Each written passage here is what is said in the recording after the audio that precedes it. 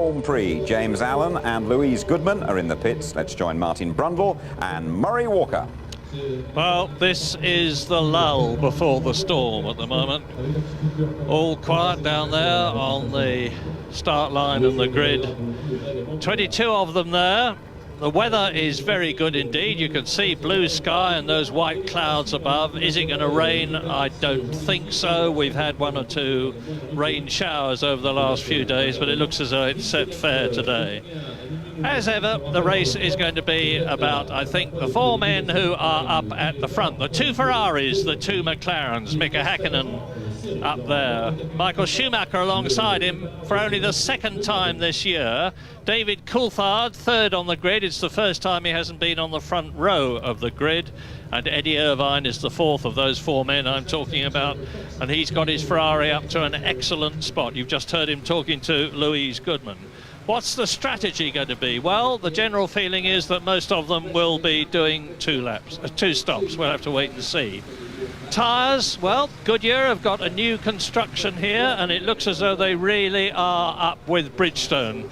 The Ferraris and the other Goodyear users are very happy with them indeed. And of course, the final point is, where are they on the grid? Mika Häkkinen, there he is, pole position again for the fifth time this year, sixth time in his career. Michael Schumacher going extremely well. He was third fastest in the warm-up this morning. The two McLarens were both faster than him.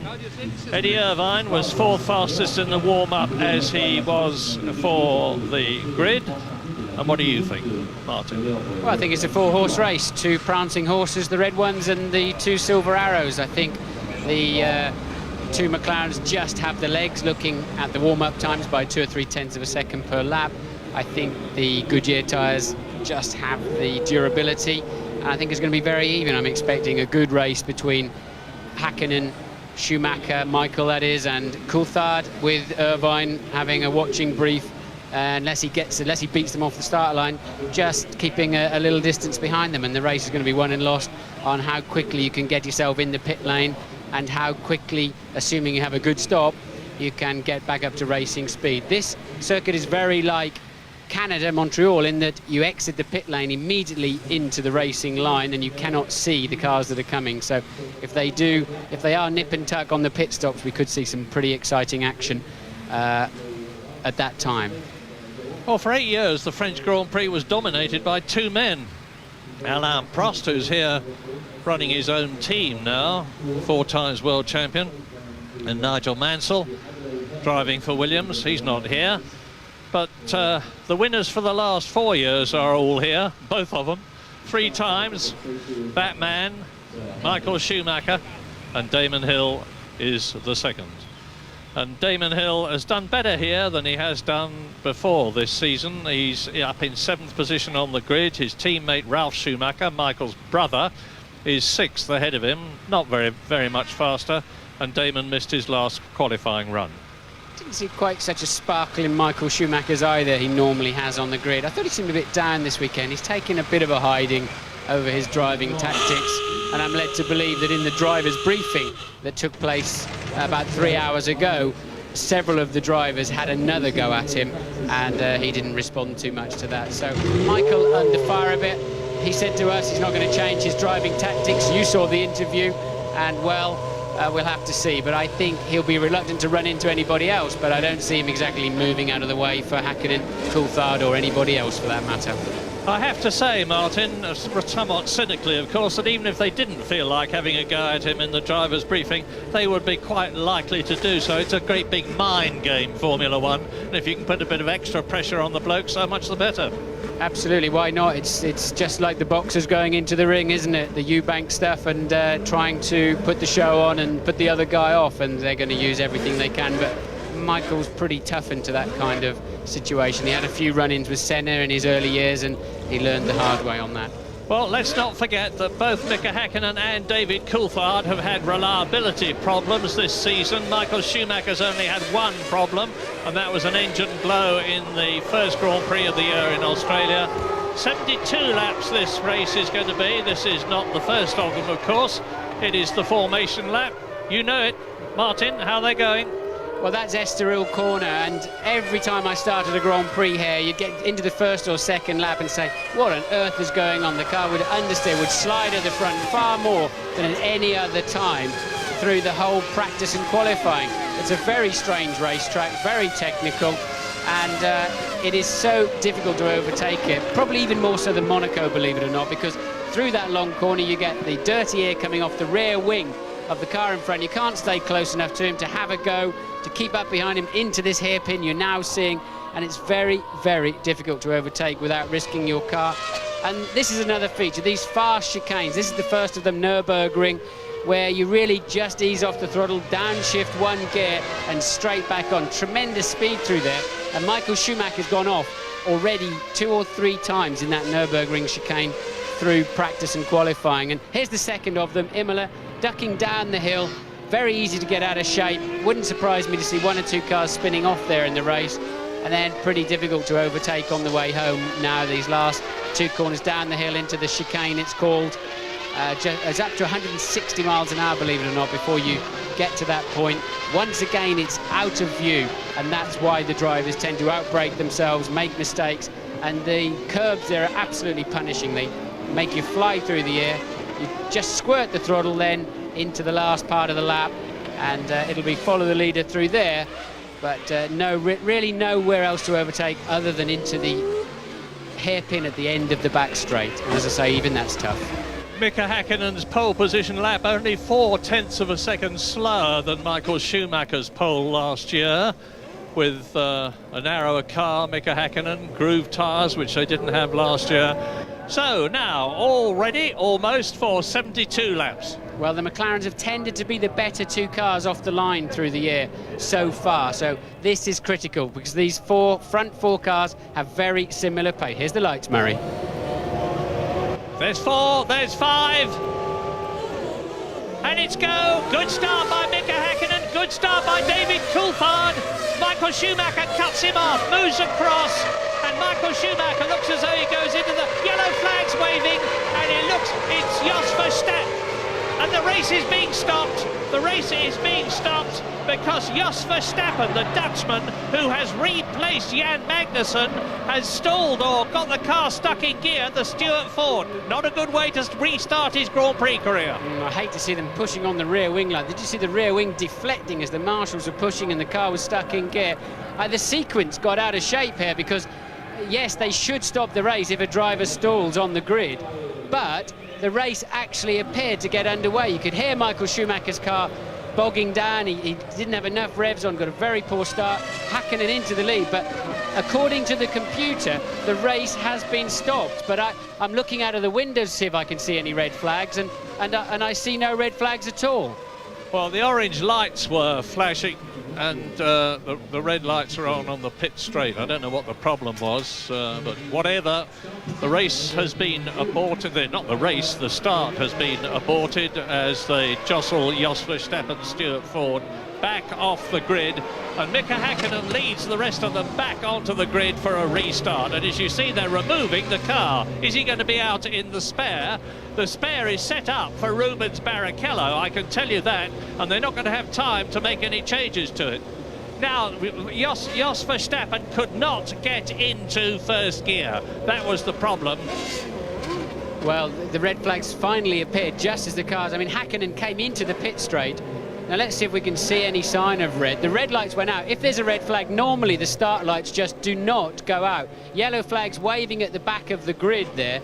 Obviously no incidents, but normally the race procedure is those 5 red lights come on, and if there's going to be a red flag situation, they just stay on. And clearly that did not happen. All the drivers got away, and there will be questions asked on that. The lap will be 1 race shorter and a new formation lap. The whole start procedure is all over again. Shall I rush down there and do another interview, Mark? I was just debating with myself while you were talking whether the race will definitely be 1 lap shorter. I think you're right, Martin, because they're not going to be refueling, and you may say that 1 lap doesn't use very much fuel when a lap here is only 2.6 miles, but I've seen plenty of cars run out as they cross the line, and I've even seen cars run out before. But while we wait for the grid to be reformed and for the race to be started in about 3 minutes' time, let's have a break. So there they are on the grid. Mika Häkkinen in pole position. What happened when they started the first time? Look for the lights, look for the lights. There they are. Now look, the reds stay on and the orange lights go above them, which means the start's being aborted. But the red lights did go out initially, the red light, and that's what the drivers are looking at. That's what they have, super sharp reactions. And sure enough, the red lights did re-establish with the ambers, but momentarily the reds went out and the drivers, in my view, quite correctly got on with it. It's a let-off for Michael Schumacher because he had a very, very bad start. I think the answer, probably the lesson that could be learned from that is that if you're going to put the orange on to indicate the abort, you put them on literally at the same time as the reds, because as you rightly say, Martin, and we're watching the second formation lap, incidentally, not the start, as you rightly say, when those drivers see the 5 red lights go out, as far as they're concerned, it's let the clutcher down and away. Well, I think, because that, if I remember, having read those regulations several times when I was a driver, the red lights should have stayed on anyway. I believe the race was aborted almost a fraction of a second before it went, and I think there was just a procedural problem there, and I don't think the drivers were in the wrong. I think it's just unfortunate in the timing of Verstappen calling for a non-start. He should now start at the back of the field, having caused an aborted start. Because it was such a quick turnaround, yes, Verstappen will start from the back of the grid. Because it was such a quick turnaround, the race will now be 1 lap shorter. It means that Pedro Diniz, who is behind, or was behind, Verstappen in 17th place on the grid, will have an empty place in front of him. I should explain that comment of mine better. They didn't refuel the cars on the grid, to my knowledge, so therefore the race will be 1 lap shorter. It'll be 2 green flag laps effectively, and 1 race lap shorter. 71 laps then instead of 72. But if you can quickly subtract 2.6 miles from 190, that'll tell you how long the race is now going to be as we watch Mika Häkkinen, and there are the 2 stewards, Verstappen and Barrichello. There is pole position man Mika Häkkinen for the second start, the first restart. 1 light, 2, 3, 4, 5, go! No orange this time, and a better start by Schumacher. This time he takes the lead. Michael Schumacher has said Eddie Irvine goes past. Wow! Ferrari first, Ferrari second. Schumacher leads, Irvine second. McLaren down to 3rd position, and David Coulthard has been passed by Jacques Villeneuve. What a terrible start for McLaren. There's Villeneuve, and he's been repassed by Coulthard. Yeah, Coulthard got a good slingshot out of Estoril. Both McLarens appallingly away off the start line, giving the Ferraris a break. Just what the McLarens didn't need, and just what Michael did need. He's got Eddie Irvine acting as rear gunner for him. The perfect Ferrari scenario at the moment. It couldn't have been made better for Ferrari, as you rightly say, because Eddie Irvine is going to be a very, very difficult man to pass, and my forecast is that he will hold things up if he possibly can, notwithstanding the fact that he's going to have a thrusting, pushing, charging Mika Häkkinen and an equally aggressive David Coulthard behind him in order to allow Michael Schumacher to build up a cushion, to build up a lead. Here is Schumacher. Irvine is second. Häkkinen is third. Coulthard is in 4th position. In 5th place it's Villeneuve. Behind him Schumacher, Damon Hill, and up has come Wurz. Alexander Wurz has come up very well as we ride with Heinz-Harald Frentzen in the Williams over the line. Well, a 1.5 second lead for Schumacher, 2 seconds over the McLarens. You have to question whether he's on a 3-stop or a 2-stop, because the car could be a little lighter. Look at the lead he's pulling out. This may have worked beautifully for Michael Schumacher, that extra start. My intelligence, for what it's worth, and it may prove to be wrong, is that Michael Schumacher is on a 2-stop strategy. He's using the harder Goodyear tyre, and he's going to be in ideal circumstances in this race because that new Goodyear is very, very good indeed. Indeed, Goodyears are 1st and 2nd at the moment. Bridgestone are 3rd and 4th. Ferrari up front. McLaren in those 3rd and 4th places.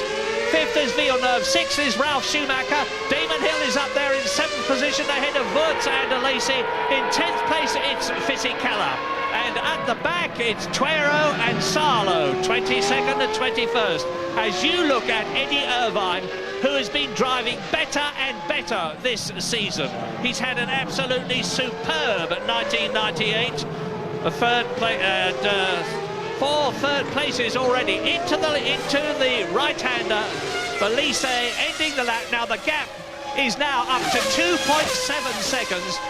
Because Michael Schumacher, with a clear track in front of him and a revised, rejuvenated Ferrari under him, knows that this is a golden opportunity. He's won here twice in the last 3 years, and at the moment he's just 12 points behind Häkkinen in the championship, and into the pits comes Jarno Trulli. Well, that's a bitter blow for the Prost team. Now look at the gap between Heinz-Harald Frentzen and the man ahead of him, who is Giancarlo Fisichella. Frentzen is only down in 11th position. Well, Trulli's obviously tripped over somebody. I thought I saw some yellow flashing lights there. We may see another car parked on the side of the road. Trulli checking the suspension over, and before he rejoins the racetrack. Michael Schumacher pulling away very, very easily. Now, Michael Schumacher has been very, very confident since the last race that we were at, which was the Canadian Grand Prix 3 weeks ago. They've been working away on that Ferrari, changing the under tray, changing the wings, changing the suspension, improving the engine. And Schumacher and Irvine have been testing, and the gap, which was 2.7 seconds, now on lap 3, as they go into the left-hander at Grand Courbe, remains about the same. But Michael Schumacher's on a blindingly quick lap at the moment. Well, for some reason, the speed trap over the start-finish line is not working too well. He pulled another 1.3 out on that lap. Here we go, it's catching up now, and I think he's going to be over 4 seconds ahead, Murray. Yeah, I think you're right. 3.9 actually. 4 seconds. So now Michael Schumacher's got the lap record, 1 minute 17.9, and he's broken that. He's just gone round in 1/10 of a second faster than the previous lap record on the 3rd lap, when he's got a pretty heavy fuel load, even if he's coming in to stop twice. So that's an indication of just how hard he is pushing. Look at the gap, you see, there is Schumacher turning in as Eddie Irvine are behind him. The 2 McLarens come up, and Irvine is driving superbly, because it looks to me as though Mika Häkkinen and David Coulthard cannot, certainly at this stage of the race, do anything about him. He may be on more stops than them, but I don't think so. Anyway, we've got news from James Allen.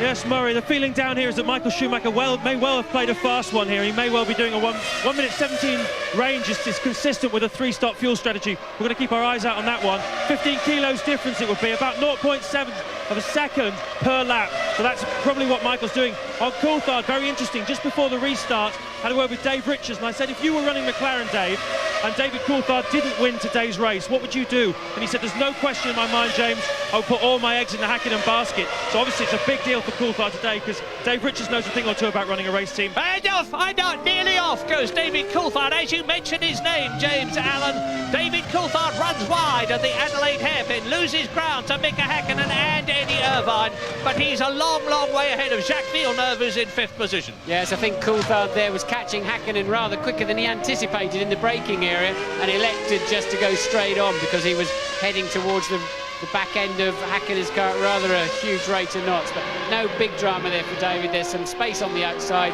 to get away with that kind of thing, but you really, either Schumacher's driving out of his skin, or he's on a 3-stopper, or both. Well spotted, James, because one of the tyre technicians muttered darkly to me just before the race, I wouldn't be surprised if somebody made a 3-stopper out of this race. No names, no pack drill, and it looks to me as though he could well be Michael Schumacher. The lead now on lap 5 out of 72 is 5.2 seconds. And there is Damon Hill in the second of the yellow cars. We're going round the Grand Courbe with him now, chasing Ralf Schumacher, his teammate, who is in 6th position, the last points place, while Schumacher attempts to close on Villeneuve.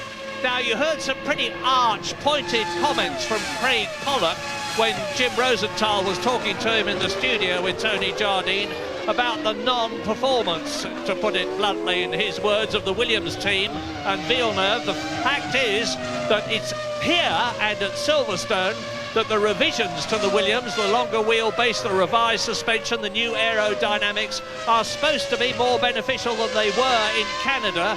But Villeneuve is only in 5th position, and Frentzen in the second Williams is only down in 11th place. Top 10, Schumacher, Irvine. Schumacher now leading by over 6.5 seconds. Häkkinen's 3rd, Coulthard 4th, Villeneuve 5th. There he is, Ralf Schumacher closing up on him, and Ralf Schumacher, followed by Hill, Woods, Alesi and Fisichella, has at least got going in this race instead of going off at the start. Well, critical point of the year for Ralf Schumacher. He really has got to pull something out of the bag, otherwise he's going to find himself moving down the grid, even if he can get a seat. But for next year, Louise is down in the pits with some more news. Yeah, we've already seen the Stewart team have a problem on the grid with Jos Verstappen. I think there might be another potential problem ahead.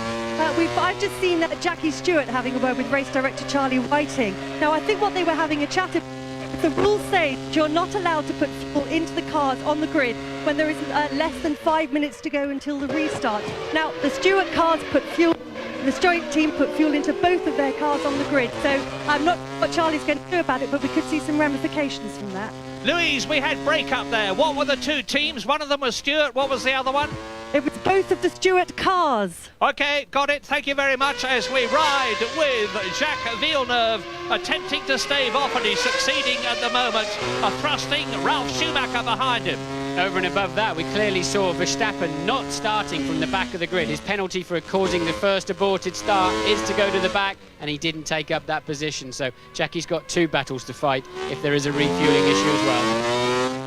Well, the man who is spoiling McLaren's parade at the moment is not so much Michael Schumacher as Eddie Irvine, because the championship gap between Häkkinen and Schumacher is 12 points, and Eddie Irvine, who is on a potential 6 points if he stays where he is, and of course we've got a long, long way to go, is conceivably denying Mika Häkkinen those vital 2 points which could make all the difference at the end of the season.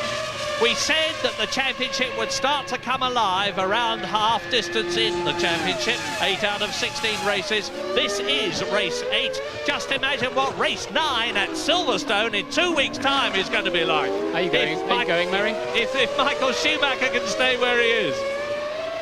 Well, there's the battle really. That's the only sort of close battle on the racetrack. We just cut away from it now to watch the leader going through the Imola chicane.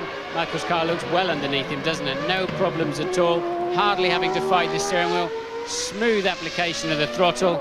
That car is working beautifully. The other scrap behind them really is the Villeneuve, Schumacher, Ralph, Damon Hill and Wirtz just in the background. So they're scrapping for the final few points. But at the moment, Michael Schumacher appears to have 10 of them well and truly within his grasp if he carries on at this pace. Yes, I can tell you from bitter personal experience that we mustn't make too many firm predictions about what is going to happen, because they have a tendency not to happen. But anyway, Michael Schumacher, I've said this before and I'll say it again because it stands repeating, Michael Schumacher and Ferrari have done a fabulous job since he joined them in 1996. The team had been rejuvenated to a great extent by its new team manager, Jean Todt. Now they've brought in Ross Brawn and Rory Byrne, the 2 top men on the design and technical side from Benetton. They, of course, knew Michael Schumacher extremely well from having clinched 3 world championships with him, 2 for him and 1 for the team. And the 3 of them have worked together with improved facilities from Ferrari, better people from Ferrari, and it was a masterstroke, although we didn't realise it at the time, to bring Eddie Irvine in, because Eddie's been an absolutely perfect number 2 to Michael Schumacher. There's never any question of the same treatment in the Ferrari team, but Eddie has just knuckled down and done the job and got better and better. He loves this year's car, which is much better than last year's car, and he likes this track too. And my goodness, it's paying dividends. He qualified only 1/10 slower than Schumacher. Eddie Irvine's made a mistake on that lap, dropped back into the 1-minute 20s and allowed Häkkinen to get a good look at the back of him. So a mistake there somewhere on that lap for Irvine. Michael Schumacher now 10 seconds in the lead. what's happening to the McLarens, I don't know. They were easily fastest in the warm-up. The track temperature is not as high as we expected, just 23 degrees. When they were testing here 4 weeks ago, they had a track temperature of 60 degrees centigrade. So really, I don't understand why the McLarens are so far off the pace unless they've changed their fuel strategy at the last moment. Well, this is the battle for second place. Eddie Irvine in the red Ferrari, Mika Häkkinen in the silver McLaren, followed by his teammate. And once again, Mika Häkkinen out-qualified David Coulthard, who once again went off in a critical stage of practicing. And Mika Häkkinen was ahead of him on the grid. Eddie Irvine got away brilliantly. It was a wonderful start from the Irishman. And it's a terrific performance to have stayed ahead of the World Championship leader, Mika Häkkinen, the way he has. But he's really under pressure. You heard Martin say that he made a slight mistake there, which enabled Mika Häkkinen to close the gap. Michael Schumacher is now on his 11th lap out of 71, where he's running a lap short after that aborted start and the restart. He's now 11 seconds ahead of Eddie Irvine. The fastest lap, Michael Schumacher, 1:17.7, compares with his own previous fastest lap of 1:17.9, and he broke the lap record as early as the third lap with a heavy load of fuel on. If James is right, and I'm pretty sure he is, not as heavy a load as he might have had if he's on a three-stop strategy. Well, if we when we start looking at lap 18-ish, we'll get the full picture of who's on what fuel strategy. Somewhere away yet, 8 laps to go before that time, and we've got a good view from the front of what I think sounds like a Ferrari, but I don't know which car it is actually. Which nose camera is that? It's Eddie Irvine. It's Eddie Irvine's Ferrari with the camera mounted on the left-hand side of the front of the monocoque. And look at him now as he comes up to the Imola chicane. Right, left. Brakes on hard, down to 60 miles an hour in second gear for Chateau d'Eau. Now he drops downhill underneath the bridge. Brakes on very hard again for the chicane just before the last right-hander, which is very close indeed if there's two cars together at the end of the race. This is it, and from here it's up to the Grand Curve. That's right, the Grand Curve is easily flat out in top gear. You must not lift the throttle, and then you bury the car hard into the heart of Estoril corner, hooking the wheels over the inside of the white line, letting the car run wide and bringing it back in for a second time to slingshot through a curve they call Golf, a corner as a Grand Prix driver or a Grand Prix engineer you never talk about. It's insignificant.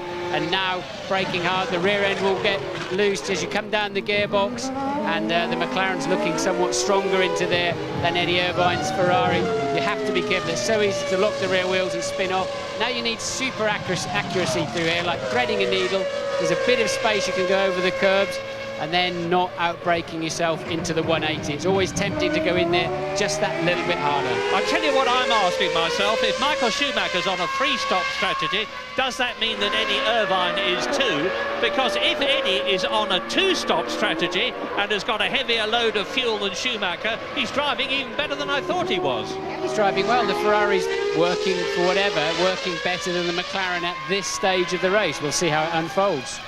So, lap 13 out of 72, and Schumacher is out on his own. There is the battle for second place. 3 cars, the single Ferrari, the 2 McLarens.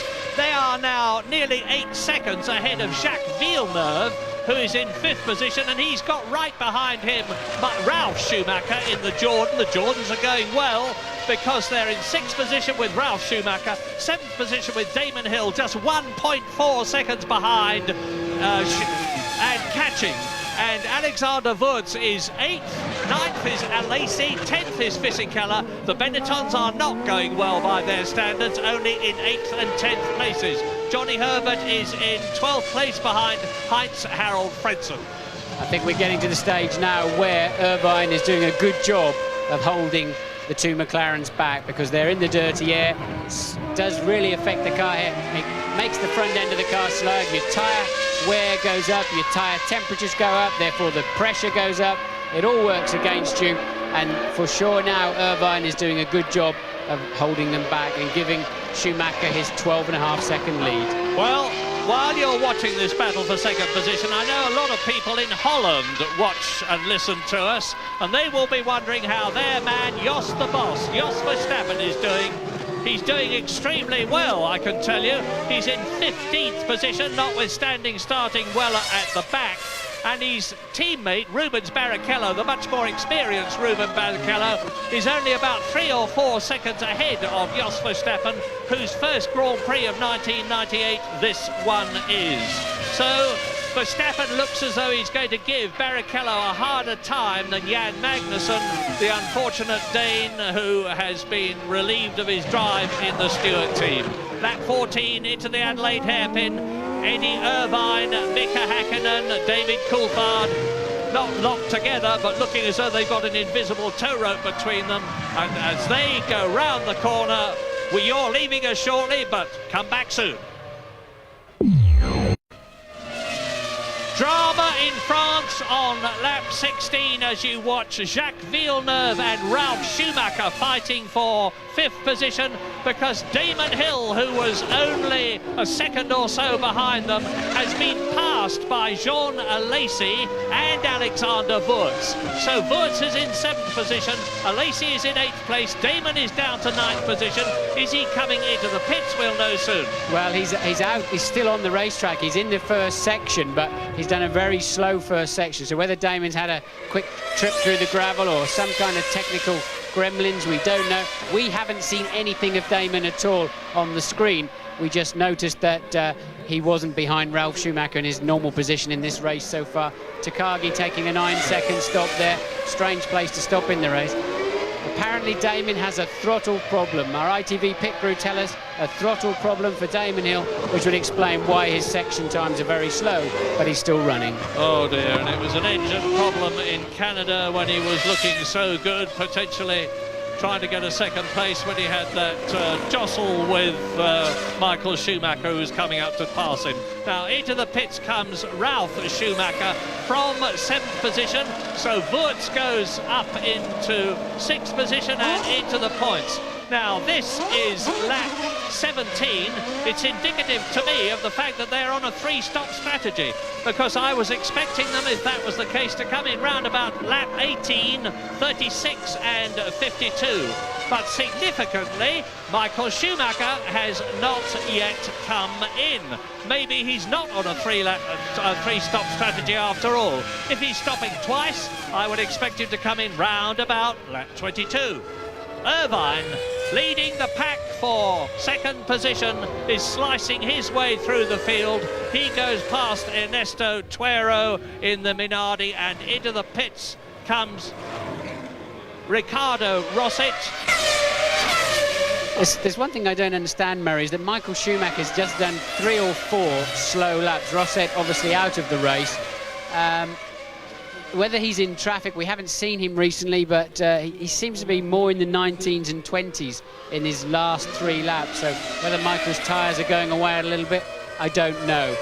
We'll have to wait and see. But that's Irvine, the 2nd Ferrari, still handsomely holding up the 2 McLarens.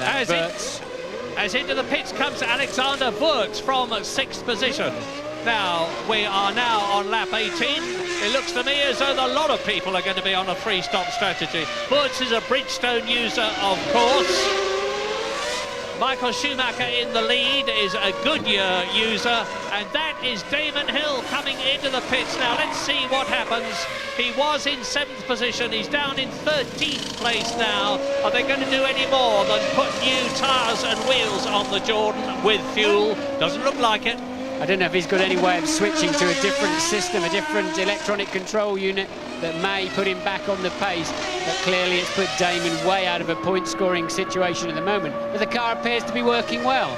And thundering up behind him is Michael Schumacher in the Ferrari. Now, are we going to get a repeat? There was why, I just seen why Michael Schumacher's been slow. There were 2 arrows and 2 other cars, so Schumacher's been getting in amongst the back markers. Now, Damon Hill will see the Ferrari coming up in his mirrors, and remember what happened in Canada. Damon weaved to stop Michael Schumacher getting past him more than Michael Schumacher thought he should have done. not more than Damon Hill thought he should have done, and there's been a fair bit of contention and harsh words, and there is Ralf Schumacher. Now he's touring. Is this going to be another dreadful race for Jordan?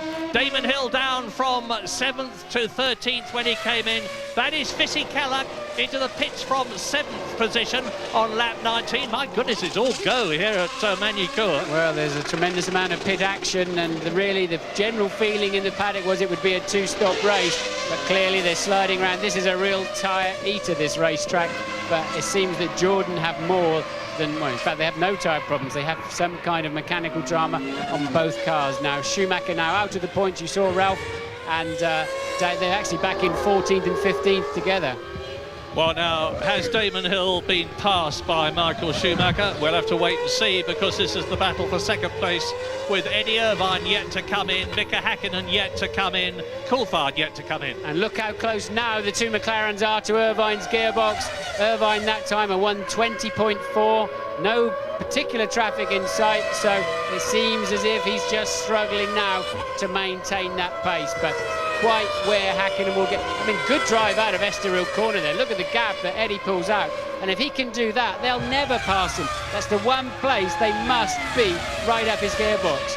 And he appears to have the speed. And there's Ralf Schumacher coming in for his second stop. Clear. Oh, look, the suspension must be broken. He's obviously had a touch with somebody.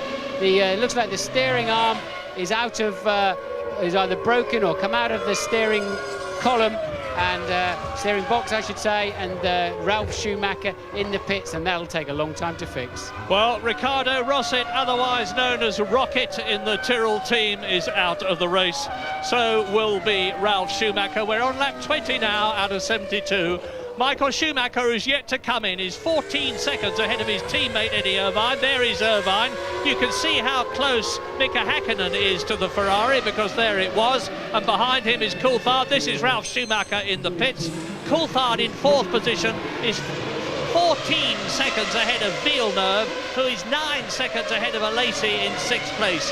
Heinz-Harald Frentzen is in 7th place. Off goes Häkkinen! Häkkinen's lost it in the last corner. Lise coming into the start-finish straight. Häkkinen there, he'll keep in 4th place. I think he'll still be ahead of Villeneuve, because he had a 14-second advantage over Villeneuve in 5th.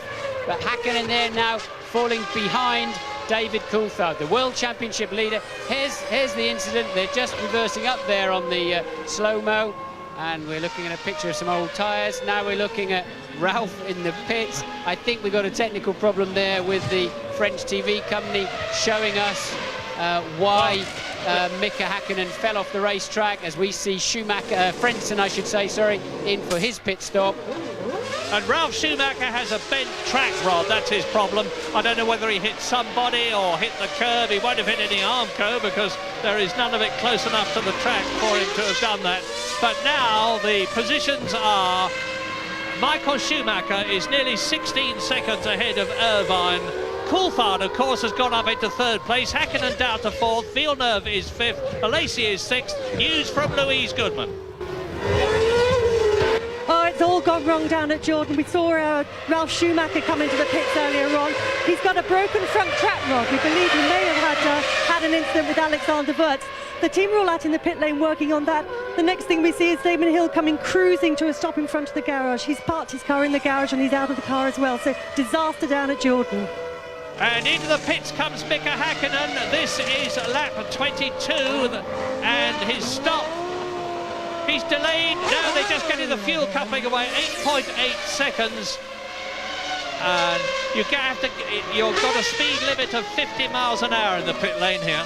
Curious time to stop. I wonder if Mika had some kind of problem. That's neither a 3-stopper nor a 2-stopper type time to come in the pits. So whether Mika flat spotted his tyres, be surprising.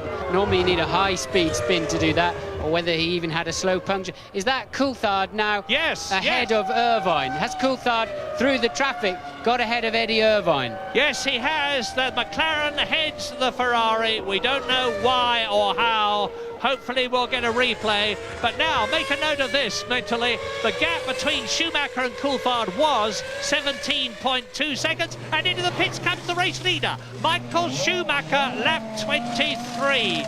James Allen. Very quick reaction there, Murray. As soon as Ferrari saw that Coulthard had got ahead of Irvine, they immediately got the tyres out. Schumacher came straight in.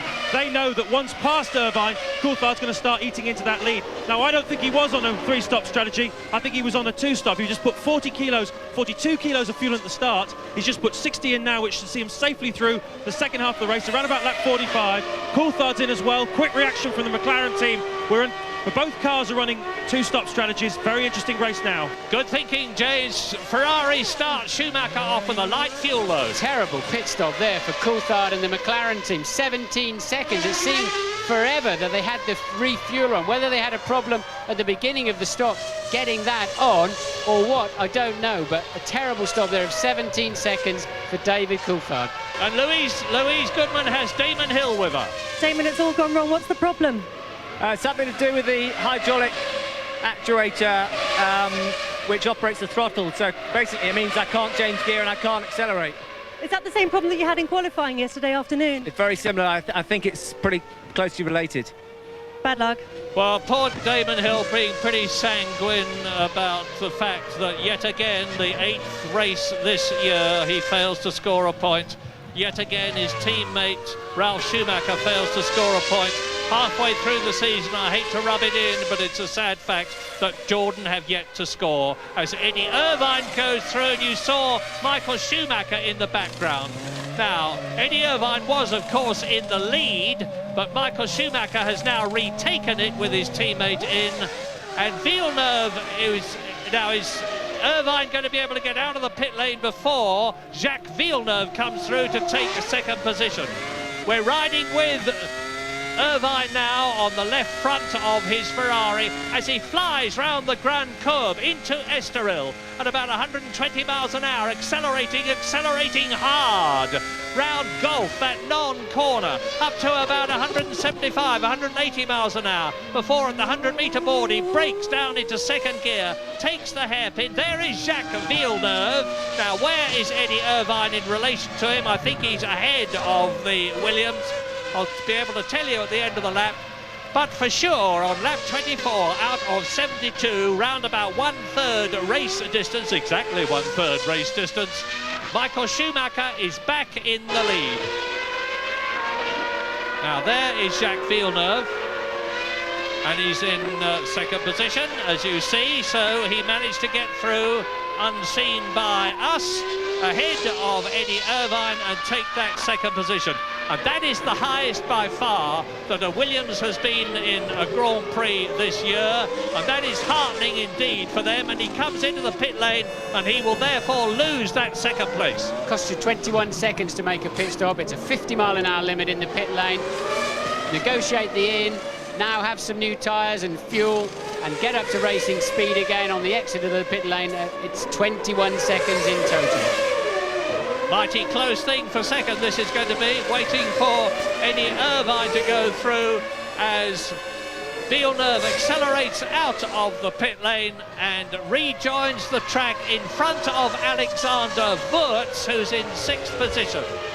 And you can see now that Michael Schumacher is slicing his way through the field. He's just passed Pedro Diniz to lap the Arrows, which is in 13th place. And behind Pedro Diniz is Takagi in the Tyrrell.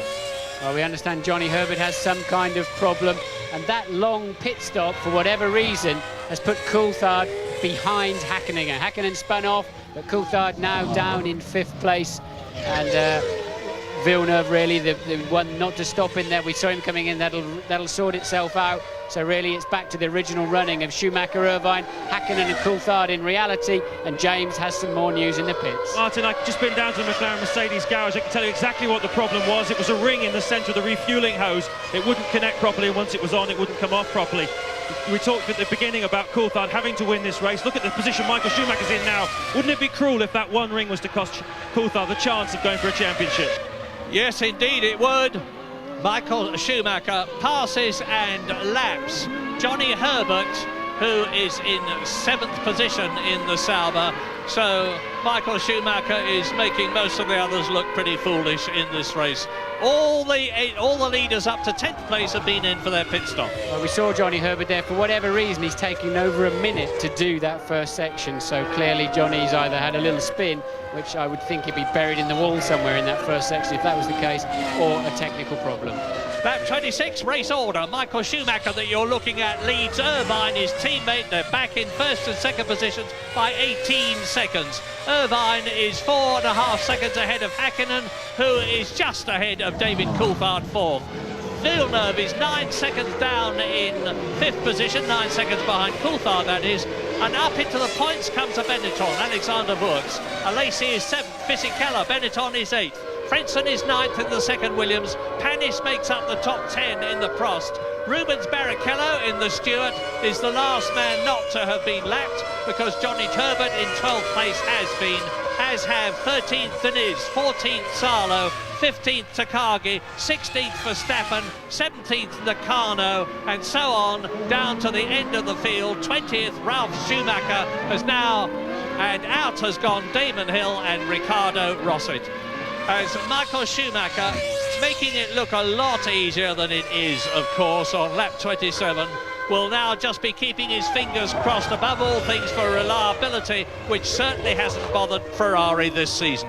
Well, they've had a very, very good run, haven't they? And Michael, of course, dropped out of the first race in Melbourne with an engine failure, but since then it's run absolutely beautifully for him, and the McLarens appear to have lost a bit of reliability in the last couple of races, but at the moment all four of them are running well, as we see Jarno Trulli rejoin the racetrack. Remember, he had that early pit stop, so he's way back down the field in 19th, and the Prost Peugeot team really are having a torrid time. Michael Schumacher flings his car through the last S. Yes, you're right, Martin. Ferrari have only had 2 retirements in the 14 starts that they've had so far this season, the first 7 races. Michael Schumacher went out in Australia with that blown engine, and Eddie Irvine, of course, had to retire in Spain. So 1 each, and they'll be praying that that figure is not added to. Whereas both David Coulthard and Mika Häkkinen have had 2 retirements each. Now, Barrichello is the next man to go down to Michael Schumacher. Barrichello in the Stewart, in the white Stewart, who is in 11th place. Where is Verstappen?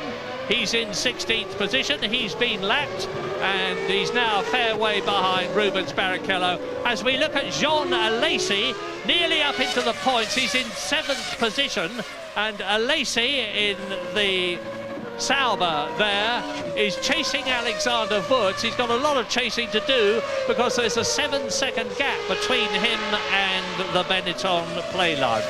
Playlife being the name of the engine, the Mechachrome V10, which has been rebadged by the Benetton team. And that's Fisichella in the background, trying to come up through the field in 8th position. Yes, and Flavio Briatore, the ex-boss of Benetton, has resurfaced as the boss of the Mechachrome outfit that currently runs those Renault engines. So Flav back on the scene. 7th then, Jean Alesi. 8th, Fisichella. You're looking at them now. Alesi, the ex-Benetton team member who joined Sauber this season, has had quite a difficult time settling down with the Swiss team, not because they're not nice people, but because the car didn't suit his style. He's been complaining consistently of understeer, which means to say that the car wants to go straight on when he wants to turn the corner, and they're gradually ironing that out. He was fastest in the test here at MAGNY COURS last weekend, but they haven't been able to replicate that performance in the race. However, Alesi is at least fastest and furthest ahead in the Sauber team. He's 7th, and Johnny Herbert is in 12th position. So, top 6, Schumacher, Irvine, Häkkinen, Coulthard, Villeneuve, Wurz, as we take a break. Coming up to half distance at MAGNY COURS. We're on lap 31 out of 72. Half distance, of course, lap 36. Is Michael Schumacher going to make it 3 wins in 4 years? It certainly looked like it. It's certainly looking like it at the moment, because he's 20 seconds ahead of Eddie Irvine. And I wonder, Martin, dare we ask ourselves whether this means that the Ferraris have now actually really caught the McLarens in terms of performance? Well, he's giving it plenty through there, isn't he? And Michael, 20 seconds ahead, as you say, and it all seems relatively smooth for him. And they're holding all of the aces. The car's running well. Michael is usually infallible. Here he's just squirting the throttle a little bit too hard. The car reacting off of the rather vicious curb there, but not a problem for a man of his skills. And then he's got Eddie Irvine there to protect his rear, so they'll have to do an awful lot not to win this race from here. If things stay as they are, and it's a very big if, of course, it would mean that the Ferrari team in the Constructors' Championship would have closed the 22-point gap to McLaren by 9 points from 22 to 13, and would mean that they were in with a shout for winning the Constructors' Championship if they could just stay competitive. Because let's not forget, there are still 8 Formula One World Championship races to be run.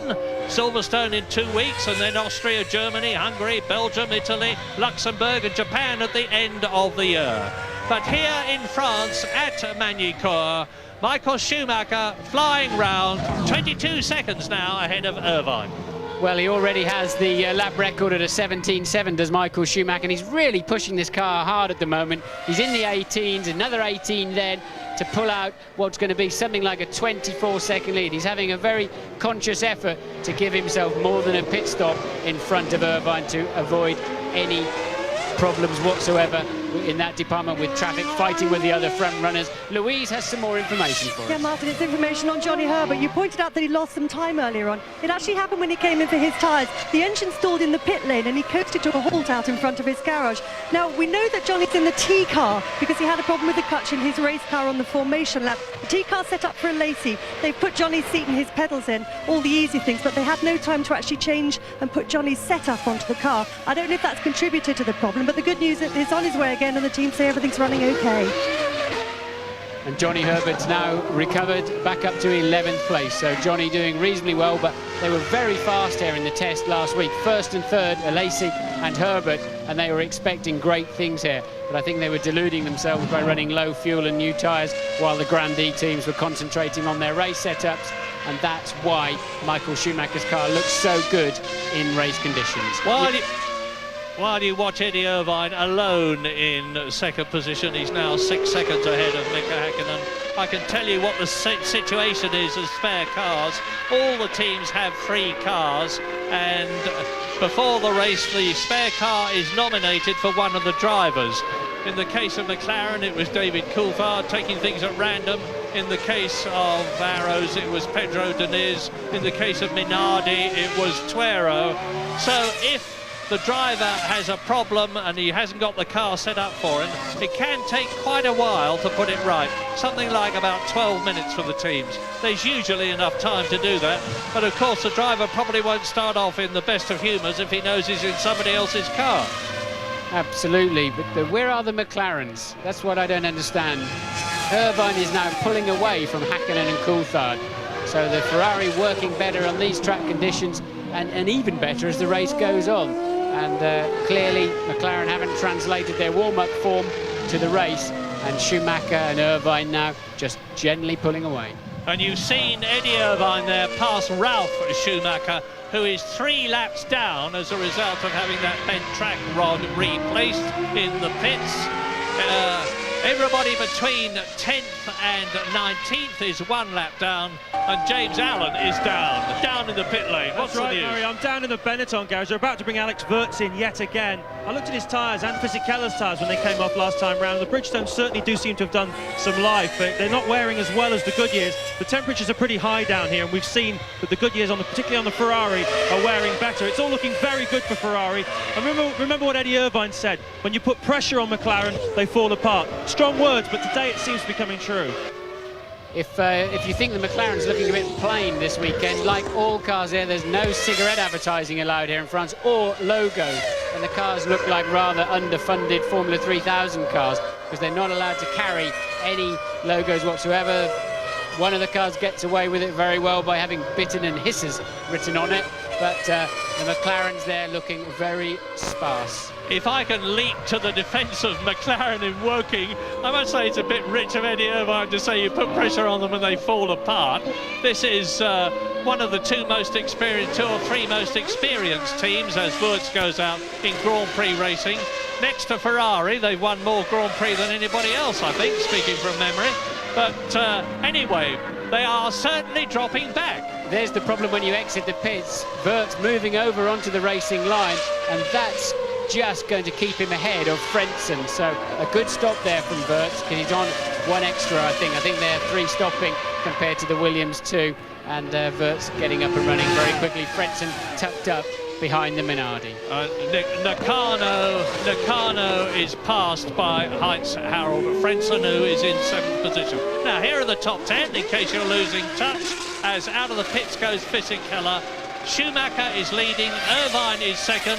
Fisichella has had a new nose fitted on the Benetton, so he's obviously clouted something. Irvine second, Häkkinen third, and he's now 7.5 seconds behind Eddie Irvine and 30 seconds behind Michael Schumacher. Coulthard is fourth, 36 seconds behind Schumacher. This is quite incredible when you think of how dominant the McLarens were for the first 6 or 7 races of this year. 5th is Villeneuve, he's 43 seconds behind Schumacher. 6th is Wurz, and then it's Lacey 7th, Frentzen 8th, Fisichella 9th, probably dropped down a bit with that new nose being fitted. Barrichello is in 10th position. Fisichella, who's 9th, has been lapped.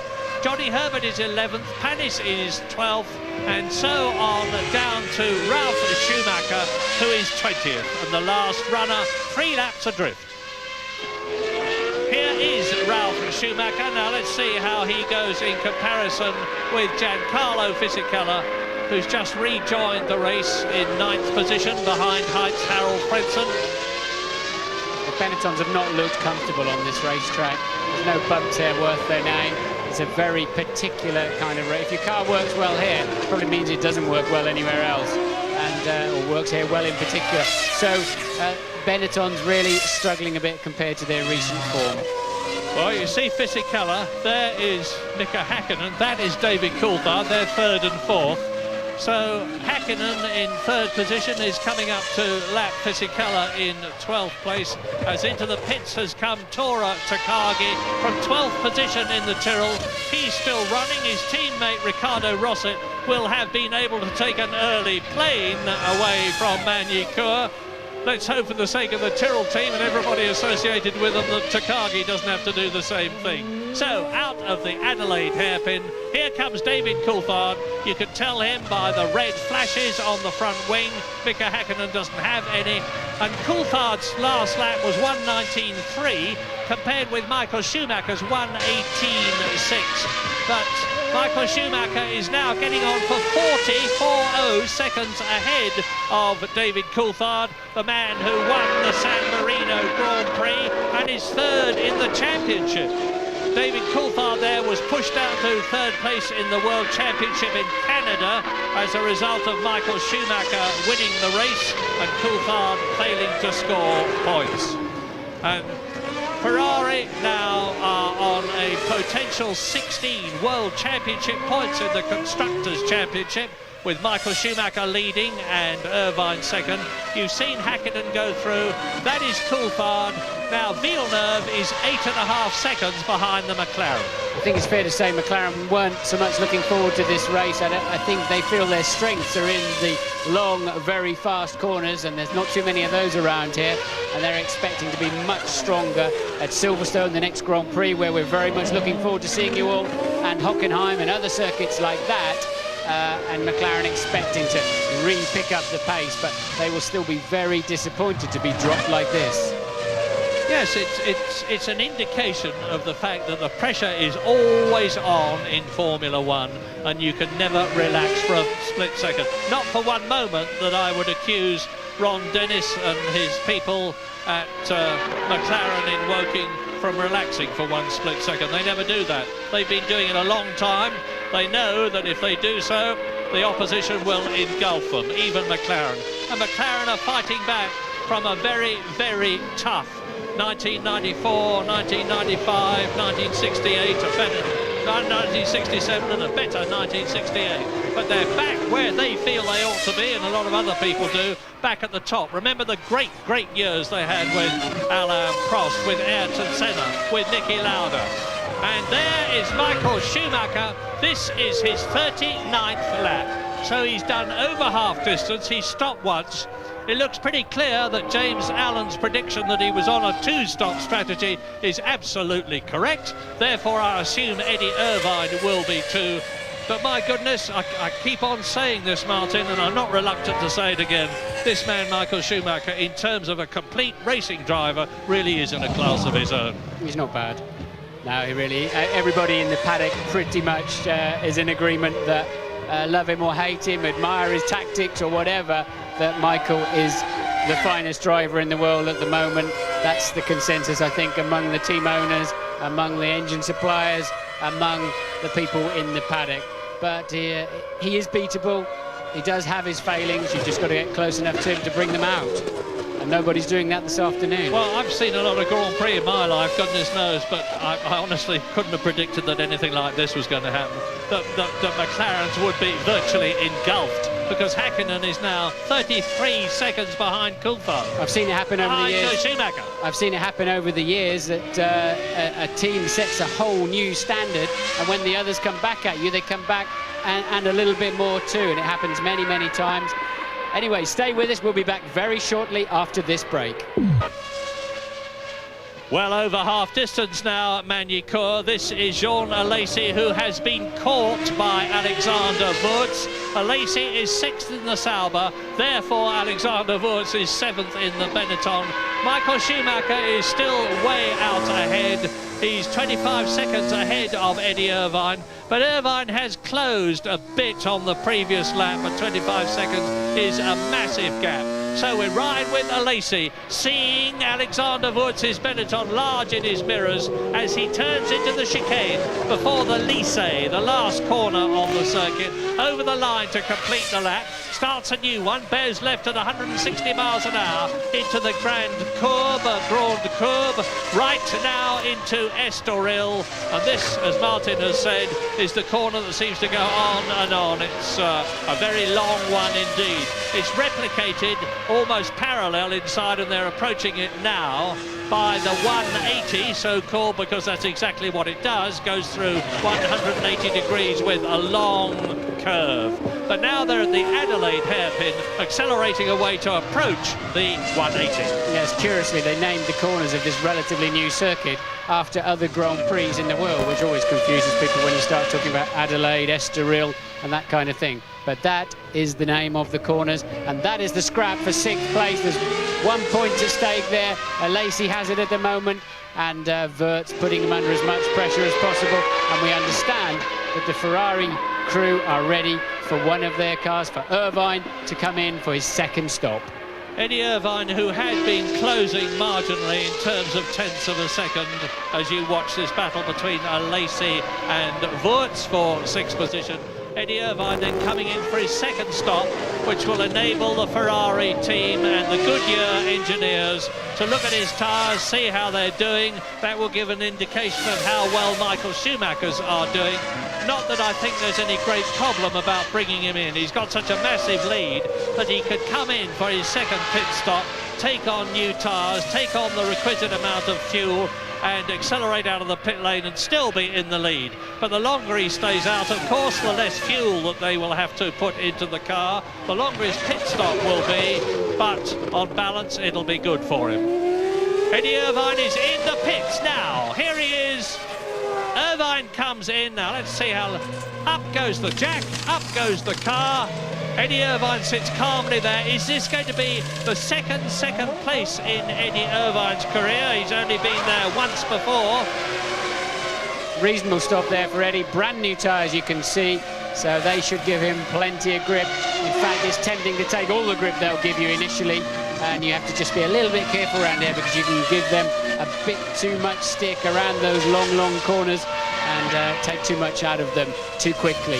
So Irvine rejoining in a clear second place. Well, he won't be second until the McLarens have made their stops, but effectively that pit stop will have done nothing to harm his realistic second place. And meantime, Schumacher's lead over Irvine, of course, has now had gone up to 28 seconds, making him look even stronger.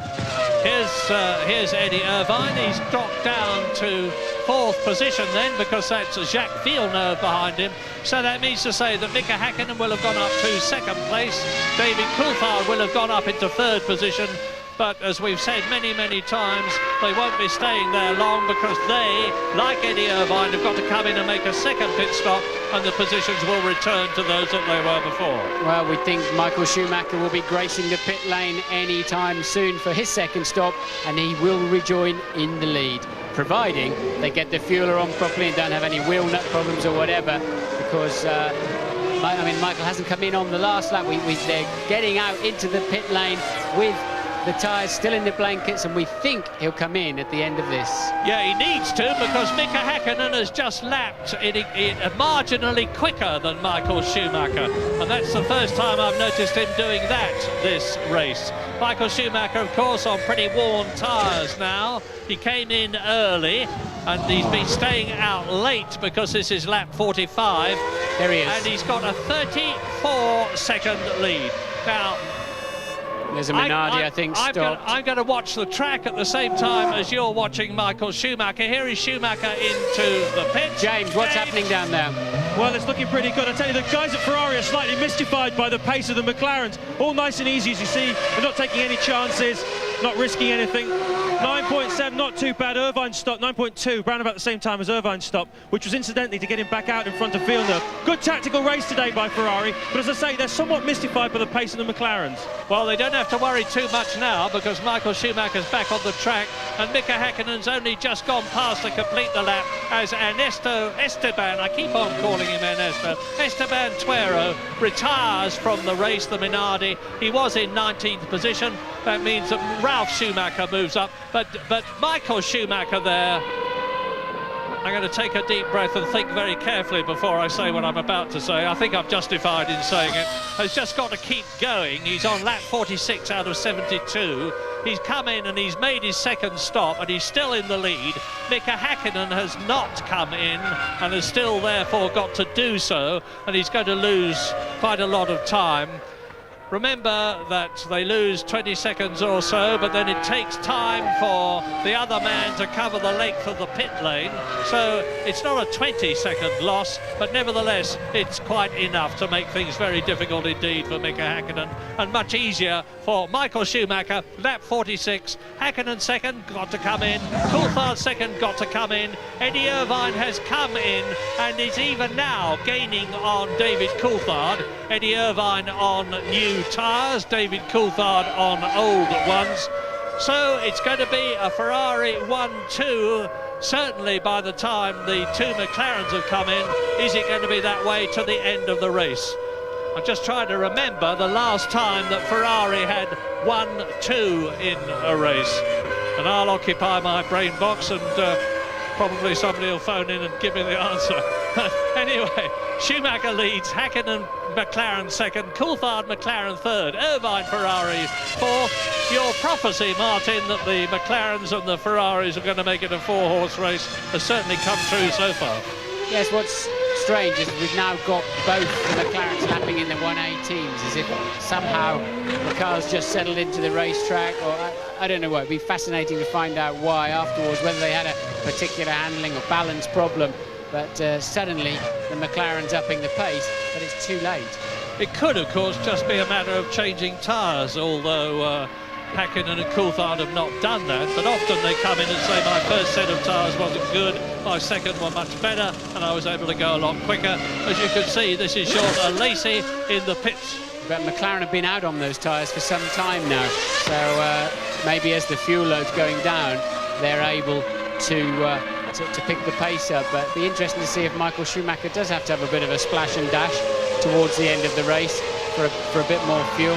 He's got a good margin at the moment, but I wonder if somebody's just given the two McLaren drivers a bit of a hurry up to say keep the pressure on. We don't yet know if Ferrari will go all the way to the end. There's still 25, 26 laps Michael Schumacher's intending to do on that set of tyres. He should get through that. That 48, as I've said before, a heartening lack of retirements. Tuero we've just seen out. Damon Hill went out with that throttle problem. Ricardo Rossi went out. There is still 19 runners left, with Ralf Schumacher 3 laps behind the leader. And reading from the top, well, of course, both the Ferraris in, both the McLarens in, both the Williams are still in. Villeneuve is in 5th place and Frentzen is in 8th place. Both the Benettons are still in because Alexander Wurz is in 6th position and Fisichella is down in 11th place. And both the Saubers, 8th and 9th, are Lacey and Herbert. Barrichello in the Stewart is 10th position. His teammate Verstappen is still running, lapped like Barrichello. Verstappen is in 14th place. Panis is running in the Prost, and so is his teammate Jarno Trulli. There's a locking wheel there for one of the Sauber drivers. He should just recover that. It's Johnny Herbert. He can just tippy-toe around the grass and recover. Apparently in Spain 1990, Murray, Prost was first and Nigel Mansell, our Nigel, was second in the Ferrari, and I'd like to pretend I knew that. Thank you, Martin. So it's Channel 9 in Australia rang us, apparently. All right. Thank you, Channel 9. And Spain 1990, then 8 years ago. Alain Prost, who's here, Nigel Mansell, who isn't, but I hope is watching this race after his brilliant drive recently in the touring cars. And out comes Jacques Villeneuve, was in 5th position when he came in. Now there is Wurz behind him. Now Wurz is 6th. And Villeneuve had quite a good lead, so Wurz will realise that if he can get Villeneuve before the Canadians' tyres are fully up to race temperature, he's got a sporting chance of moving up a place and getting an extra World Championship point. But I don't think he'll do it. Jacques Villeneuve is well enough in control of things as he locks up his right front going into the Adelaide hairpin on lap 50, out of 71. 21 laps to go. Wurz pushing for yet another points finish. He's had an absolutely cracking season because already this year he's had 4 fourth places and a lot of reliability from the Benetton. Yeah, Wurz is a big star of the future without question. And now David Coulthard's lapping in the lower 118. So Coulthard is an 18.6 you can see it for yourselves. And just clawing back slightly at Mika Häkkinen. So David, for whatever reason, is suddenly getting on it. Has David got a chance of catching Mika Häkkinen and getting past him to make the difference between 6 points for 2nd place and 4 points for 3rd? I wouldn't have thought so, to be quite honest. He's got a 7-second gap between himself and the Flying Finn. And Mika Häkkinen is not going to be at all anxious to let his teammate pass. As far as I know, there's no team orders in the McLaren team between Häkkinen and Coulthard. There may be if Häkkinen shows a chance of winning the World Championship and Coulthard doesn't, because the gap between them is some 17 points. Häkkinen leading the World Championship, Coulthard in 3rd place. And David really needed to do very well in this race, like winning it, to be sure that he got a chance of finishing first in the World Championship at the end of the year. It's looking, sadly for him, increasingly thin. The year is yet young. There's still even 70 points left after this race to be won, so never say give up. But Coulthard, they're taking 3/4 of a second out of Mika Häkkinen's advantage on that one lap. So David on a charge, he's got a bit of traffic ahead of him, but really they've got to somehow get ahead of Eddie Irvine if they want to be on the podium, because Irvine's made his stop, his 2nd stop, it may be his last stop, and they need to build an advantage over Eddie Irvine, which is currently 11 seconds and needs to be over 20, as we've already explained. Yes, meantime, you know, Eddie Irvine has been in for his 2nd stop. Here is Alexander Wurz, and he's stopping for the 3rd time. This is the 3rd time Wurz has been in. New tyres and wheels. and Häkkinen and Coulthard have yet to come in. They're leaving it pretty late. This is lap 51, 19 laps to go, 20 laps to go at the end of this one. And the race order, Michael Schumacher 8 seconds ahead of Häkkinen and Coulthard. If you're saying to yourself excitedly, they're catching him, well, they are catching him, but it's only because he's come in for that second tyre stop and they haven't. And look back and you see the Ferrari now of Michael Schumacher inside Rubens Barrichello's Stewart. And Barrichello is in 11th place, so he's now been lapped by Michael Schumacher for the second time. No, it's Verstappen. My apologies to Rubens Barrichello. It's Jos Verstappen in the second Stewart, and he has now been lapped twice by Michael Schumacher leading the French Grand Prix at MAGNY COURS.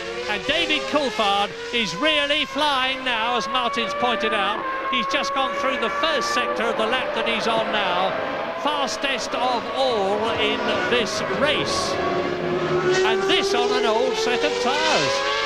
Yes, well, he was 17 seconds in the pits, wasn't he? But they say they had a refueling rig problem. Still appeared to be an awful long time taking fuel on board. Clearly, it didn't go in as quickly, but it seemed to come off no problem at all. So I wonder just how much gas they put on David's car, because he certainly, as that's going down, he's having a long stint and now picking up the pace nicely. Very close thing between Heinz-Harald Frentzen there and Wurz, who is in 6th position. And there is Frentzen getting up to speed as the McLaren goes past him. The McLaren of 2nd place, Mika Häkkinen. So the leaders are really flying through the field, and Frentzen looking, look at the gap, in just one short piece of straight that Mika Häkkinen has pulled out over Heinz-Harald Frentzen on lap 53 now. And that gap is continuing to come down between Schumacher and Häkkinen. The last time I talked, Mika Häkkinen, that you're looking at now, was over 8 seconds behind the Ferrari. He's now 7 seconds behind the Ferrari. And he has therefore pulled away a bit from David Coulthard. Häkkinen catching Schumacher, pulling away from Coulthard. Eddie Irvine is still in 4th place in the second Ferrari. So it's Ferrari, McLaren, McLaren, Ferrari. 5th is Villeneuve after his pit stop. 6th is his teammate Frentzen. So for the first time this year, at the present moment, the 2 Williams cars with their Mecachrome engines look like finishing in the points. And that will be real encouragement for the team that started off the season comparatively badly in relation to McLaren anyway. 7th is still a Lacey, and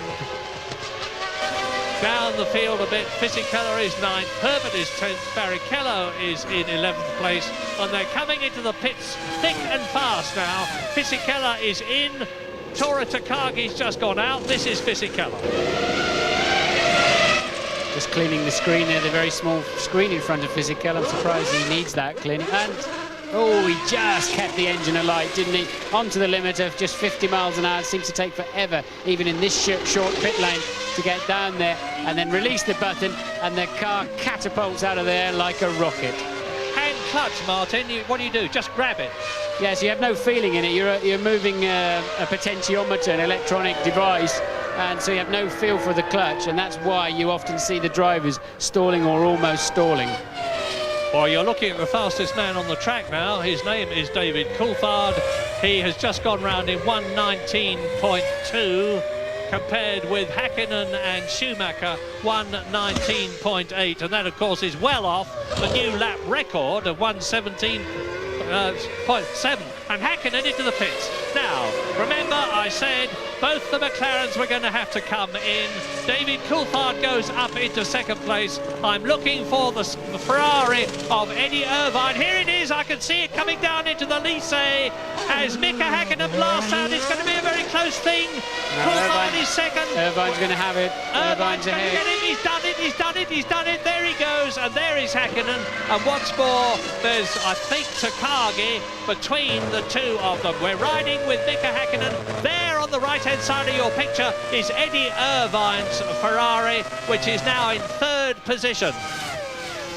So Coulthard is second, Irvine is third, Häkkinen is fourth. Michael Schumacher leads the French Grand Prix on lap 55 out of 72.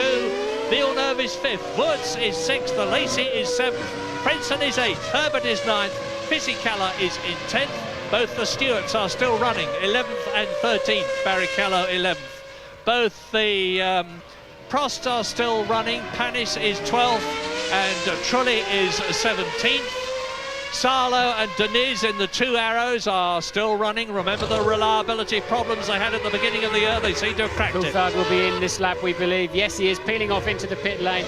David Coulthard coming off the racetrack in second position, as you can see, but that's false because after this pit stop he'll be back in fourth. James, are you down there? Yes, I am, Martin. They delayed their Coulthard stop, obviously, to get Häkkinen in first. They were hoping that the 26-second gap they had over Irvine would be enough, but as you saw, it wasn't. Irvine retook the position, looking pretty strong. Another very long pit stop here, presumably the same problem with the refueling nozzle. No, it's not a refusing nozzle problem. Yes, it is. They can't get the thing on. It will not attach. Absolute frustration. The guys bashing it 22, 23, 24 seconds. It just won't go on, guys. It won't lock in. Absolute frustration for the McLaren team. They're such professionals, these guys. Tyler Alexander, Mike Negline. You can see the frustration on their faces. Send him out! Send him out, he says. Ron Dennis says send him out. Well, this has destroyed it for David Coulthard, who shakes his head sadly as he drives out because Eddie Irvine went through ages ago. Back into second position, lap 56. It's falling apart for McLaren in the form of David Coulthard's car anyway. And my heart goes out to the young Scotsman, because if there's been bad luck in the McLaren team this year, David has had most of it. Yeah, he was certainly at the back of the queue when it came round to the good luck stakes, wasn't he? It's just not working out for him at all this year. And, well, he still may just pick up a point. But they've got to fix that refueler. They've just had the best part of a half an hour to fix it. So I'm struggling to see how they can change it dramatically in the minute and a half it's going to take David to get back around again. Is he going to run out of petrol? Well, for sure. He has not got enough gas in there to get to the end of the race. Otherwise, they wouldn't have been trying to put any more in. If they don't get him in, so David Coulthard's in danger of not finishing this race. And it's making things look bad for McLaren in the Constructors' Championship, because Ferrari are first and second. Häkkinen is in third position, and we're waiting now to see what the situation is with David Coulthard, who is followed in fifth position by Jacques Villeneuve, and a much closer situation. In fact, as I talk to you, Villeneuve may well be up into... He is! Coulthard is down to fifth position, and he's in the pits. Here he is now. Now, have they managed to change the nozzle? No, I can't see what they can do unless they use it's on now, it's working now. Maybe they're using Häkkinen's refueler. They're using Häkkinen's refueler. That's enough, and off he goes. And you saw the flap spring back into position. That is mandatory now. But David Coulthard has got a gigantic job to do. That's one of the Williams bearing down on him is Frentzen. Frentzen, who is in 8th position. Villeneuve has gone up into 4th position. And Heinz-Harald Frentzen is in 8th place. Down to 7th goes David Coulthard. 6th is Wurz.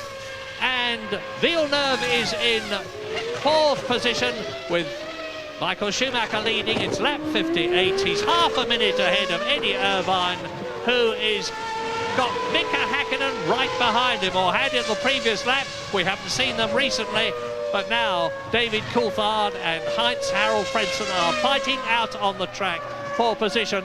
Now, very often, the French Grand Prix is not a pedestrian race, but often a processional race because of a variety of things, not least the configuration of the track.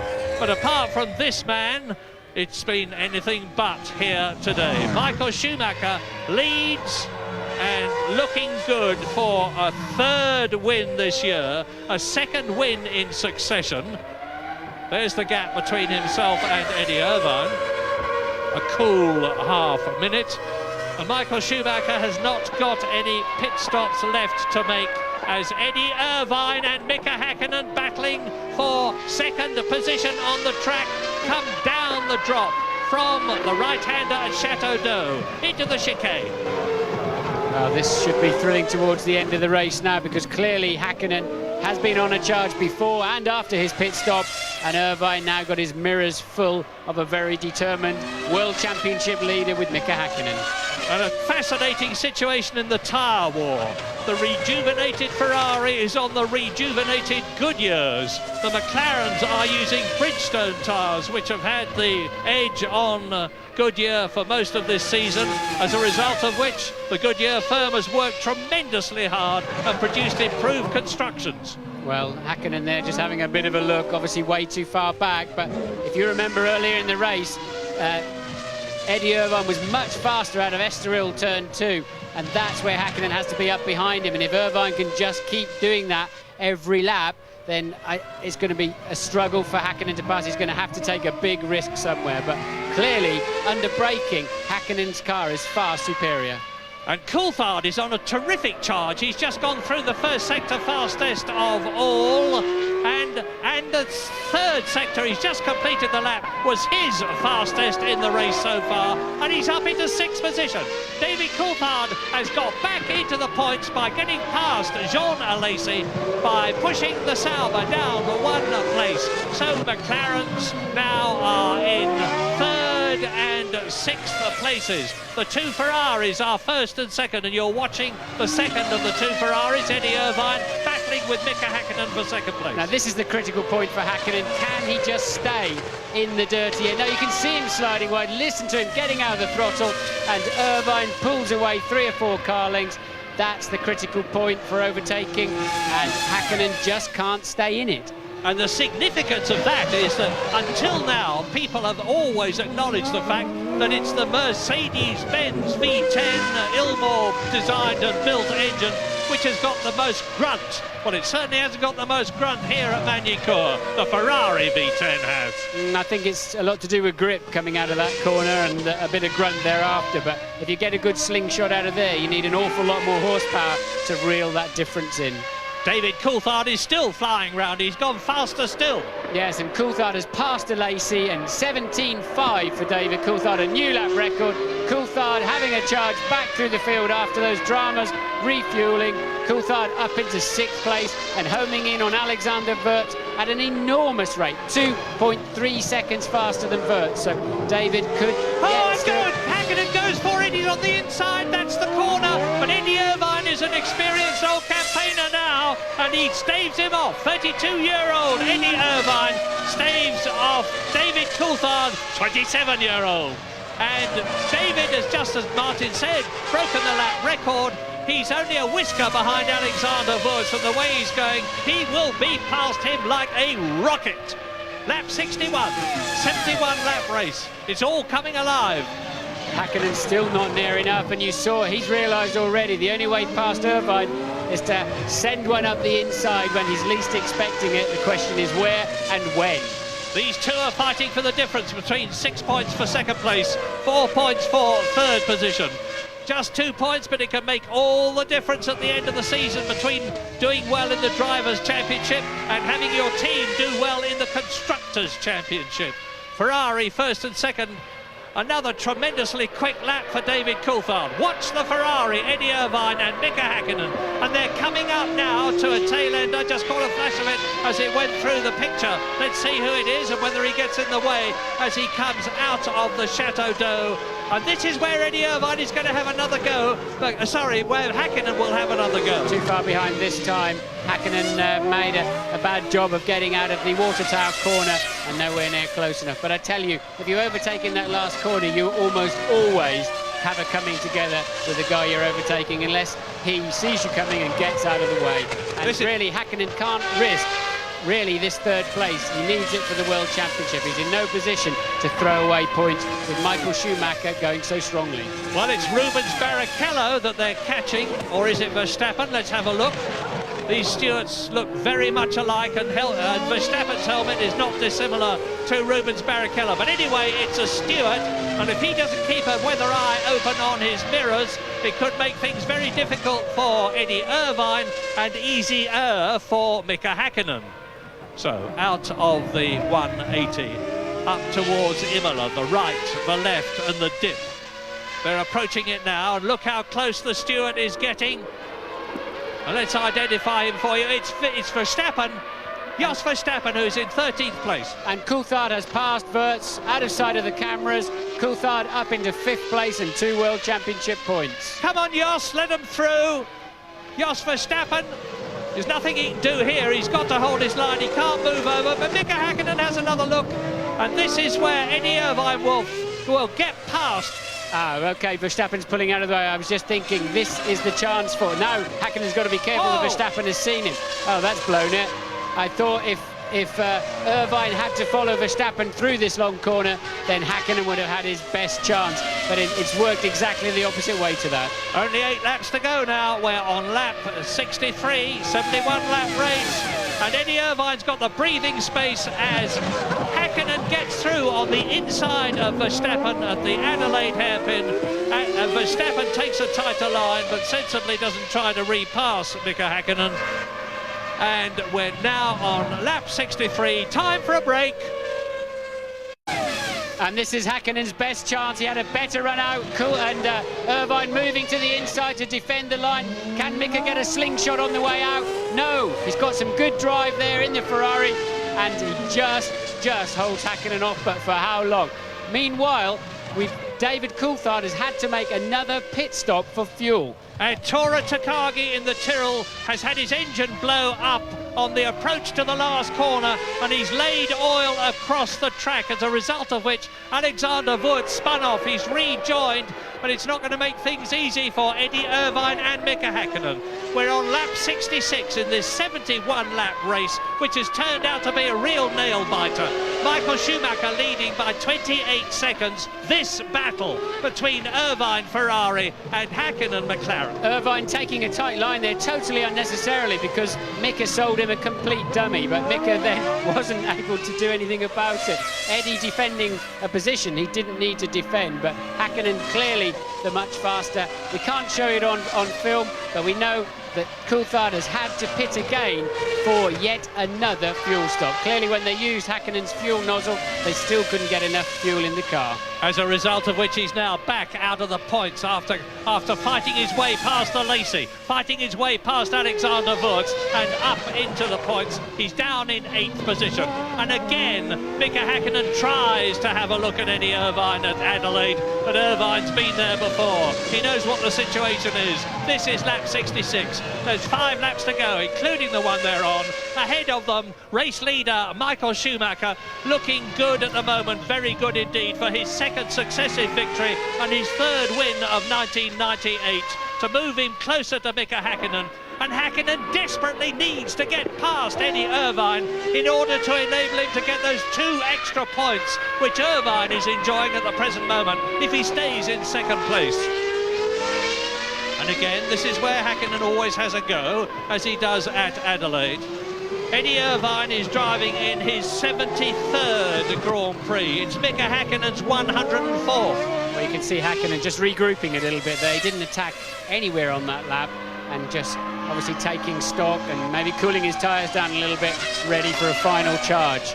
Just 5 laps to go, and he knows time is running out. That means effectively 5 opportunities to overtake, unless he's going to risk losing a wheel against the side of the Ferrari side pods. And with those 5 laps to go, let's take a calm look at the top 10 if Irvine and Häkkinen let me going down into Adelaide. Schumacher leading by 25 seconds, leading this battle for 2nd between Irvine's Ferrari and Häkkinen's McLaren.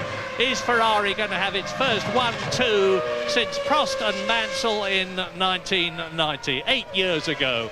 Villeneuve is 4th in the Williams, 62 seconds behind Michael Schumacher. Alexander Wurz is 5th and he's been lapped. Lacey is 6th and of course he's been lapped. Heinz-Harald Frentzen in the 2nd, Williams is 7th. We're riding now with Eddie Irvine on the nose of his Ferrari. As he comes now, this is the challenging point where Mika Häkkinen goes for it. Coming down to the Lacey. This is the end of the 67th lap. Well, Eddie's taking it very steadily through the slow corners. Remember, he's had a bad back problem for some time now. I don't know if he's struggling physically inside the car or if he just hasn't got enough grip. Well, they've got special permission from Jackie Stewart's sponsor, Lear, to make a seat for Eddie Irvine. They've done that, and I believe it's made an enormous difference to Eddie's comfort in the Ferrari. Whether it has or not, he's driving an absolutely superb race, and we shouldn't forget that his teammate Michael Schumacher is driving an even better one. The gap is coming down, but Schumacher is obviously pacing himself to the finish. He's on lap 68. After this, he's only got 3 laps to go. 3 2.6-mile laps. 7.2 miles or whatever it is altogether, and still the battle for second place rages, as we see from the side of Irvine's car. Now he's coming up to Imola, the right, left, this is it. Drops into a little dip, comes up to the Chateau d'Eau. Is Häkkinen going to have another go here? I keep expecting to see a McLaren whiz past into one of those corners, because Eddie's taking it very steadily into those, but Häkkinen really not quite close enough to make it stick. Oh, you can see with Eddie that he's staying on the line, so he goes over the line ahead of Mika Häkkinen by that same amount. In terms of time, it's half a second. Time is irrelevant, it's distance now. And you can see how close Mika Häkkinen is, but these cars are so evenly matched. The drivers are so evenly matched. And Mika Häkkinen's got to try to force Eddie Irvine into making a mistake, and that's Nakano in the Minardi touring in. And his teammate Tuero has already long since retired. Just for the record, the retirements are Rossett, Damon Hill, Tuero, Trulli in the Prost, and Takagi in the Tyrrell. Ralf Schumacher is still going. 17 out of the 22 who started are still running on lap 69. 2 to go at the end of this one. Schumacher should win. He's only got those few miles to go, but who is going to be second? Yes, poor old Eddie Jordan must be tearing his hair out. Both cars out of the points again, having looked so strong all through practice and qualifying. Meanwhile, Eddie Irvine is almost stretching the gap a little bit, isn't he? He was 1/10 faster than Häkkinen on the previous lap. 2 laps to go, as you can clearly see. Häkkinen's going to have to make a move very soon, and you sense maybe he's just accepting those 4 points at the moment. Yeah, and it looks like the Williams in front of him as they go over the line. So this is lap 70. Just 1 lap to go after this one.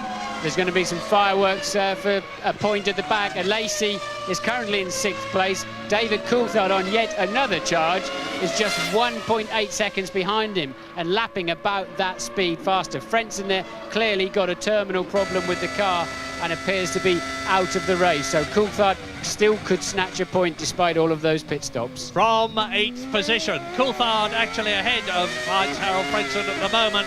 So David Coulthard's got a heck of a lot to do still. He's 2 seconds behind Jean Lacey, but there's precious little time left for him. He's been lapped, so he'll only have to do 70 laps in comparison with Michael Schumacher, Irvine, Häkkinen and Villeneuve. Only 4 people are going to go the full race distance, and Michael Schumacher is on his 70th lap out of 71. Frentzen has retired. I'm looking down on the Williams as they wheel it into the garage underneath my feet. So only one Williams is going to finish this race, that of Jacques Villeneuve. Both Ferraris look like finishing, both McLarens look like finishing, but in what order? That is the question. Into the last lap then.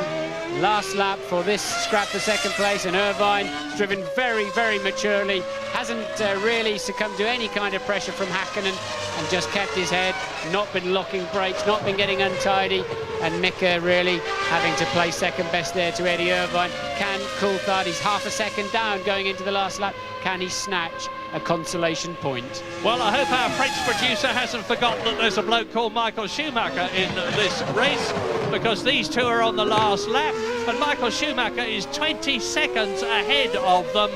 As I've said many times, this race looking good for his 3rd win and his 2nd in succession to give him maximum points. And if any over there is Schumacher, Michael Schumacher coming home to win the French Grand Prix as he did last year, and as he did Michael Schumacher in 1995 and 1994. 10 World Championship points for Schumacher and for Ferrari, and he pulls across to show his mechanics the Ferrari, but they have fettled, and Eddie Irvine's going to finish second unless Häkkinen could do a Villeneuve like last year. And the answer... Yeah, he may just... Oh, Eddie's going so slowly around there. Eddie, Did he have a problem? Yes, he's oh, done wow, it. that was Eddie close, wasn't Irvine it? finishes second, just ahead of Mika Häkkinen. And the Ferrari team are absolutely euphoric. They've done that 1-2. 16 maximum World Championship points, and Eddie Irvine beat Mika Häkkinen by 1/10 of a second. Eddie seemed to take it so slowly through the chicane, almost like he had some kind of problem, then jumped on the throttle pedal through the last corner, over the start-finish line, which is immediately on the exit, and just took the second place. We've got another battle here. Villeneuve and Wurz for 4th and 5th, not nearly so close.